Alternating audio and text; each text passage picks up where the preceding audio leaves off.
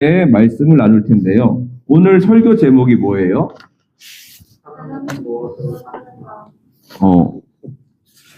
자, 이 목사님이 사람은 무엇으로 사는가라고 이렇게 제목을 붙였는데, 이 제목을 많이 들어본 것 같지 않나요?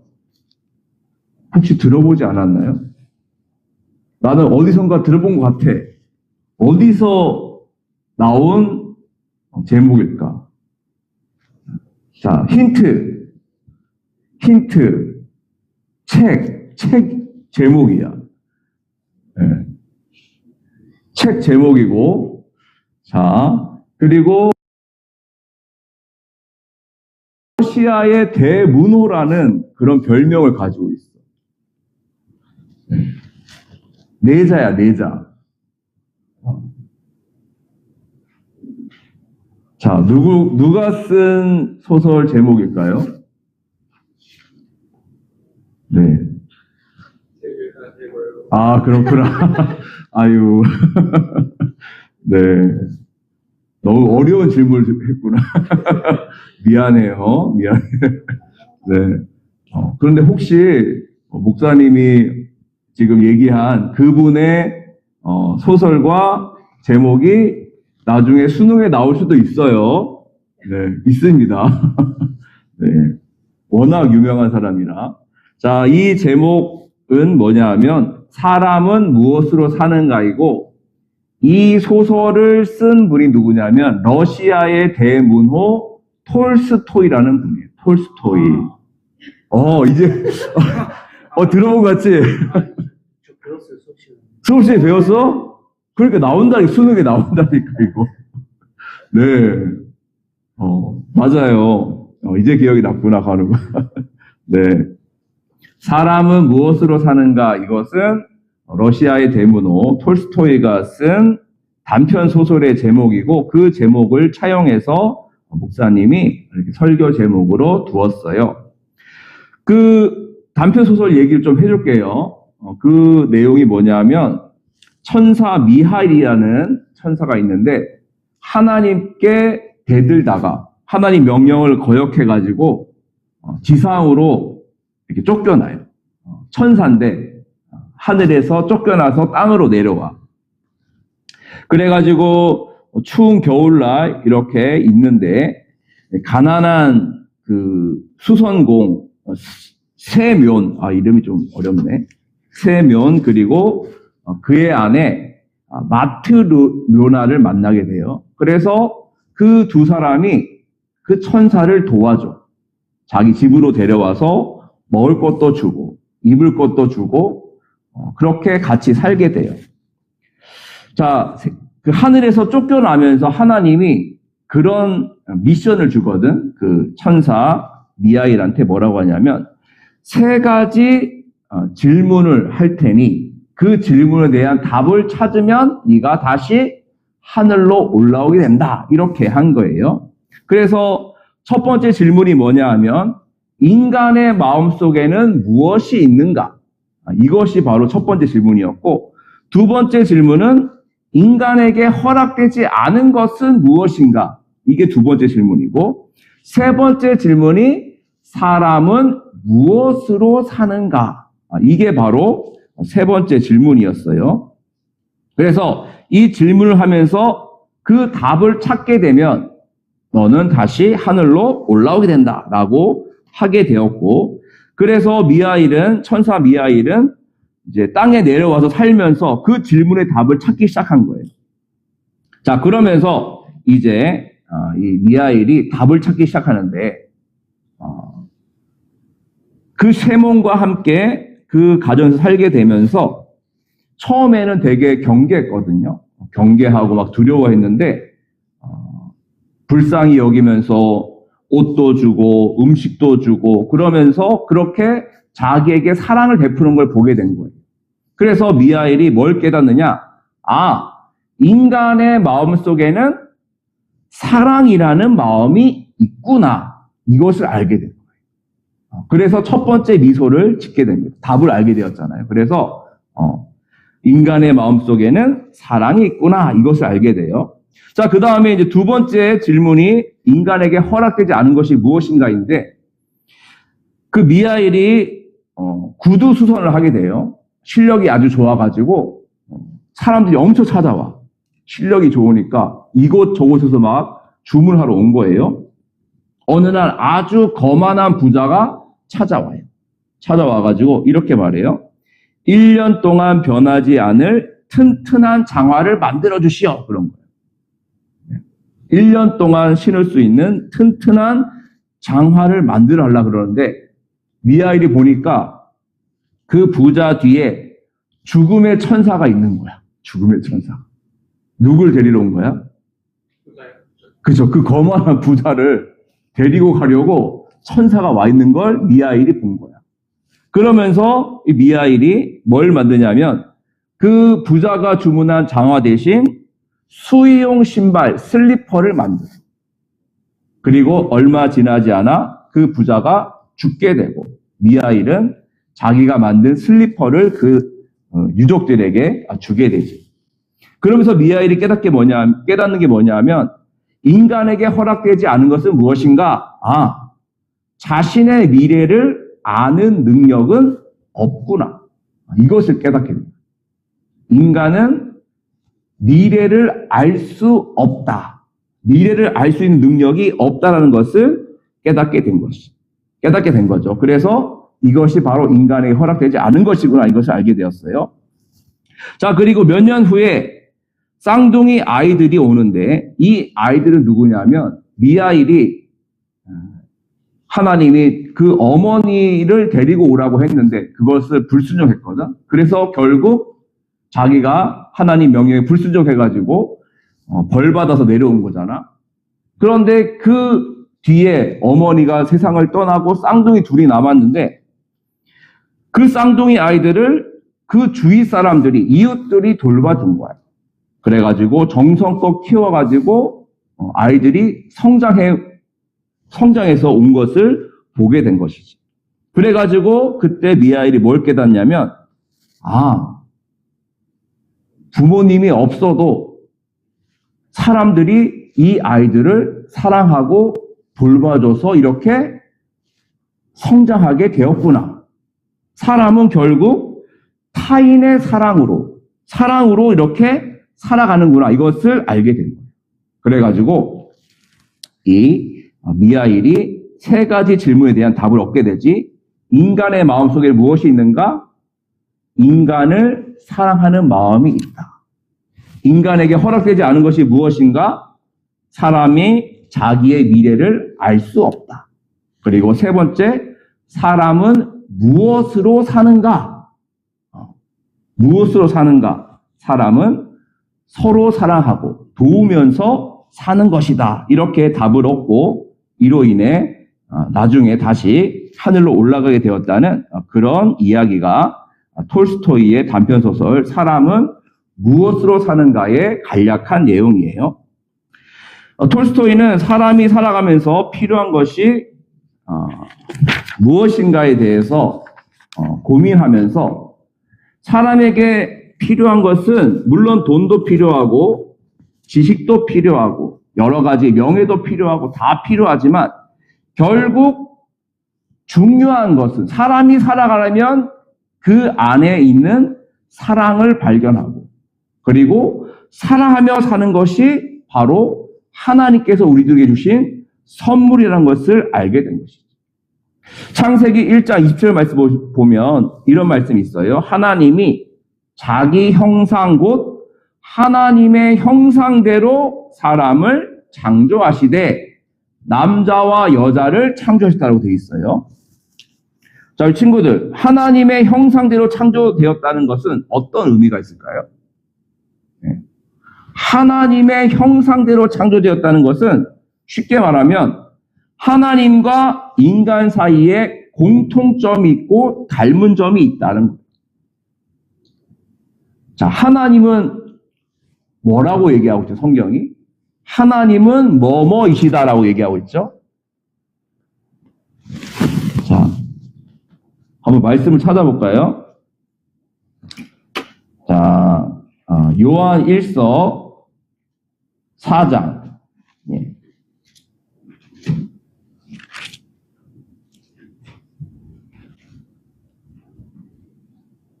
자, 4장. 예.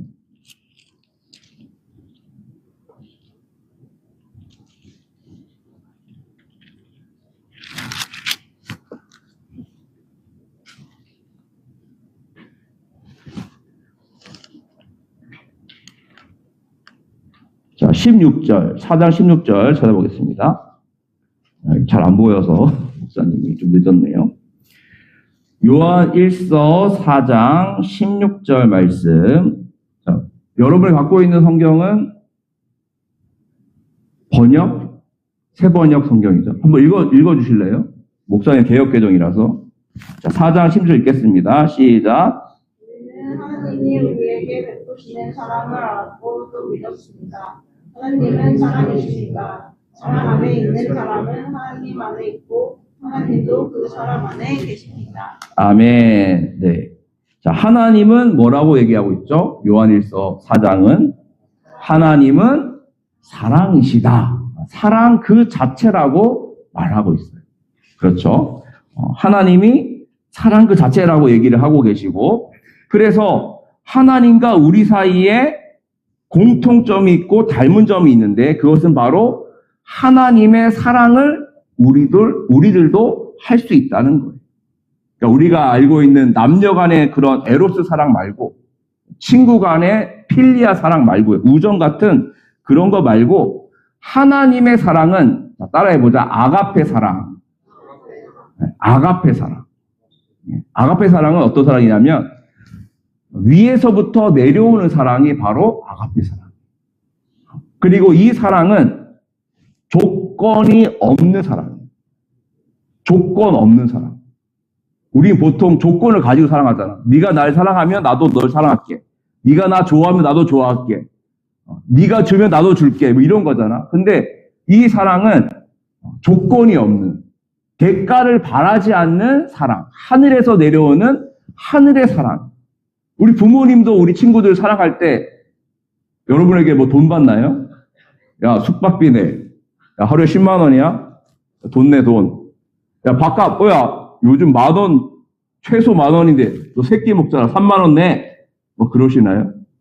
어떻게 하세요? 뭐, 돈 안 주면 밥 안 주고 막 그러시나요? 안 그렇잖아. 그죠? 부모님이 여러분을 사랑하는 것은 조건이 없는 사랑. 대가를 바라지 않고, 그냥 주는 그런 사랑이지 않습니까? 그 부모님의 사랑도 아가페 사랑인데, 하나님의 사랑이 사실은 원조야, 원조. 하나님께서 그런 분이세요. 우리를 사랑하시는데 무슨 대가를 바라시고 조건을 바라시고 하시는 것이 아니라 그저 우리를 사랑하시는 거예요. 하나님이 우리를 사랑하신다는 가장 중요한 증거가 뭐냐면요. 바로 우리들에게 예수님을 보내주신 거예요. 우리 친구들 주일학교 때 배웠던 말씀 있죠. 요한복음 3장 16절 말씀 혹시 기억나는 친구 있나요? 네. 하나님이 세상을 이처럼 사랑하사 독생자를 주셨으니 이는 그를 믿는 자마다 멸망치 않고 영생을 얻게 하려 하심이니라. 아멘. 네. 모든 신학자들과 성서학자들 또 목사님들이 성경에서 여러 말씀이 있잖아요. 엄청나게 많은 말씀이 있는데 그 모든 말씀을 딱 한 말씀으로 한 구절로 요약한다면 어떤 말씀일까라고 했을 때 방금 목사님이 말한 요한복음 3장 16절을 말해요. 요한복음 3장 16절. 하나님이 세상을 이처럼 사랑하사 독생자이신 예수님을 보내주신 거예요. 그래서 예수님을 믿는 사람들마다 어떻게 돼요? 멸망치 않고. 원래 죄 때문에 다 죽어야 되고 망해야 되는데 예수님으로 인해서 죄 사함을 받고 죄의 용서함을 받고 구원받아 하나님의 자녀가 되고 하나님의 백성이 된 거예요. 그래서 우리는 예전에는 진노의 자녀, 멸망의 자녀였는데 이제는 예수님으로 인해서 예수님 믿음 말미암아 우리들은 이제 새로운 피조물이 되어 하나님의 자녀, 하나님의 백성이 된 거예요. 그것이 바로 은혜인 줄로 믿습니다. 자, 그래서 하나님께서 우리들에게 바라시고 원하시는 것은 무엇일까요? 세 가지로 요약할 수 있어요. 세 가지. 첫 번째는 하나님을 사랑하라. 따라해 볼 거예요. 하나님을 사랑하라. 그래. 하나님이 우리들에게 바라시는 것, 원하시는 것은 공부 열심히 해라, 돈 많이 벌어라, 출세해라 이게 아니에요. 하나님이 원하시는 것은 하나님을 사랑해라. 너희들을 사랑하시고 돌보시고 함께 하시는 그 하나님을 사랑하라. 그것이 바로 하나님께서 기뻐하시는 것이고요. 두 번째는 뭐냐면요. 서로 사랑하라는 거예요. 예수께서 세 계명 주셨잖아요. 세 계명을 너희에게 주노니 내가 너희를 사랑한 것 같이 너희도 뭐하라? 서로 사랑하라. 서로 사랑하라. 서로 미워하고 시기하고 질투하고 이게 아니라 서로 주님 안에서 사랑하라. 예. 우리 친구들 교회에 와서 무엇을 많이 느끼나요? 무엇을 많이 느끼나요? 하나님께서 여러분을 사랑하신다는 것도 느끼고 또한 우리 옆에 있는 선생님, 또 부장님, 또 우리 목사님, 장로님, 권사님, 또 집사님 이렇게 많은 분들이 항상 우리 친구들 보면은 밥 먹었냐고 그러고 막 더 먹으라고 그러고 그렇게 하잖아요. 그죠? 그게 다 뭐예요? 사랑이잖아요. 그죠? 사랑. 그래서 우리는 이 교회 안에서 주님의 사랑으로 서로 사랑하며 살아갑니다. 그렇게 사랑의 공동체를 만들어가는 것이 하나님의 뜻인 줄로 믿습니다. 자, 그리고 마지막으로 하나님께서 원하시는 것은 내 이웃을 내 몸처럼 사랑하는 거예요. 참 어렵죠. 지금의 시대는 어떤 시대죠? 어떤 시대예요? 개인주의, 맞아요. 개인주의. 그리고 나만 잘 살면 돼. 남이야 뭐 죽든 말든 뭐 수혜를 입어서 뭐 그러든 말든 나는 괜찮잖아. 그러니까 나만 그냥 잘 살면 된다. 이러한 개인주의, 이기주의가 팽배한 시대잖아요. 그리고 리처드 도킨스라는 분이 이기적 유전자라는 책을 썼어요. 읽어봤나요? 그렇죠. 네, 이기적 유전자라는 책을 썼는데 그 책의 간단한 내용이 뭐냐면 결국 인간은 유전자에 따라서 움직이는 거고 우성만 살고 열성은 죽는다는 거예요. 진화의 과정 속에서 살아남는 것만, 강한 것만 살아남는 거야. 그리고 약한 놈은 다 죽고 없어지는 거야. 그러니까 죽고 없어지는 거는 다 치워버리고 살아남는 것, 센 것, 강한 것, 그것만 우리가 도와야 된다. 그것만 앞에서 나가야 된다라고 하면서 주장을 해요. 결국 이타적으로 사는 것, 이것은 별거 아니고 그런 것은 중요한 게 아니라 경쟁에서 살아남아야 돼. 살아남는 자만 살아남고 진 사람, 뭐 흑수저 그런 사람들은 도태되어야 돼. 그런 사람들 위해서 사회복지를 하거나 의료복지를 하는 거 그거 쓸데없는 거야. 필요 없어. 이렇게 말하는 주장이 바로 사회진화론자, 즉 리처드 도킨스와 같은 이기적 유전자, 이기적으로 살아야 산다는 그런 주장을 하는 사람들의 생각이야. 그래서 진짜 세상은 그렇게 막 경쟁이 심하고 잘하는 사람만 1등만 보고 꼴찌 뒤에 있는 사람들은 보지도 않고 약한 사람, 그런 어려운 사람들을 돌보지 않으려고 해. 그런데 하나님께서는 그렇게 말씀하지 않으셨죠. 내 이웃을 어떻게? 내 몸처럼 사랑해라. 이것이 바로 하나님의 뜻이라고 말하고 있어요. 위로는 하나님을 사랑하고 함께 신앙생활하는 분들과 함께 서로 사랑하고 또 약하고 힘든 분들과 함께 돕고 서로 사랑하면서 사는 것이 바로 하나님의 뜻이며 사람은 그렇게 사랑으로 사는 것이라고 성경은 말하고 있습니다. 그래서 우리 1박 2일 동안에 우리 가정을 통하여서 우리 친구들이 하나님이 나를 얼마나 사랑하시는지를 다시 한번 깨달았으면 좋겠어요. 말씀을 읽으면서 또 찬양을 하면서 또 같이 좋은 시간 공동체 놀이도 하면서 하나님의 사랑을 깨닫고 또 우리 공동체 안에서 우리를 위해 수고하고 애쓰시는 분들의 그 사랑도 느끼고 사랑은 받기만 하는 게 아니에요. 항상 그 찬양이 있잖아요. 당신은 사랑받기 위해 태어난 사람. 물론 참 맞는 말인데 사랑만 나 받고 싶어. 나 사랑해줘. 사랑 줘. 이렇게만 하거든요. 사랑이 언제 커지는 줄 알아요? 받고 나도 사랑을 할 때 이게 주고받으면서 사랑이 커지는 거예요. 나만 받을래. 사랑 줘.